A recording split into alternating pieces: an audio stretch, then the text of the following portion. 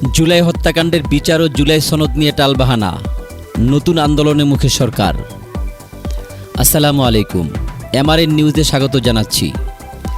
জুলাই আগস্টের গণহত্যার বিচার নিয়ে জনমনে বাড়ছে অসন্তোষ। আজ 21 এপ্রিল 2026।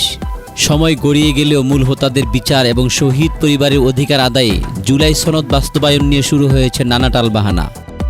এই গড়িমসি কি তবে নতুন কোনো আন্দোলনে ইঙ্গিত দিচ্ছে? বিস্তারিত প্রতিবেদনে।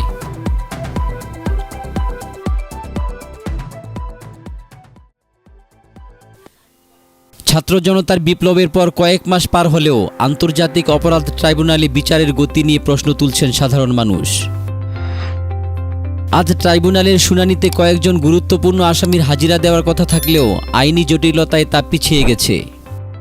শহীদ পরিবারগুলোর অভিযোগ, নেপথ্যের কারিগররা এখনও ধরাছোঁয়ার বাইরে। বিচারের এই ধীর গতিকে টালবাহানা হিসেবে দেখছেন বৈষম্য বিরোধী ছাত্র আন্দোলনের সমন্বয়ক ও সচেতন নাগরিক সমাজ। আলোচনার কেন্দ্রবিন্দুতে এখন জুলাই সনদ। শহীদ ও আহতদের রাষ্ট্রীয় মর্যাদা এবং পুনর্বাসনের জন্য যে সনদের দাবি তোলা হয়েছিল তা বাস্তবায়নে আমলাতান্ত্রিক জটিলতার অভিযোগ উঠেছে। বিশেষ করে আহতদের সুচিকিৎসা এবং সরকারি সহায়তার স্বচ্ছতা নিয়ে চলছে লুকোচুরি।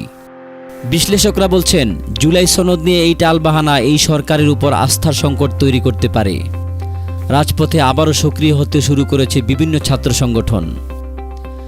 জুলাই রক্তস্নাত বিপ্লবের আকাঙ্ক্ষা ছিল একটি বৈষম্যহীন ও ন্যায়বিচার ভিত্তিক সমাজ।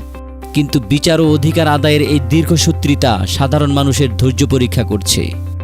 সরকার কি পারবে এই টালবাহানা কাটিয়ে দ্রুত সমাধান দিতে, নাকি আবারও উত্তপ্ত হবে রাজপথ? সব শেষ খবরের আপডেট পেতে আমাদের চ্যানেলের সাথেই থাকুন। ধন্যবাদ।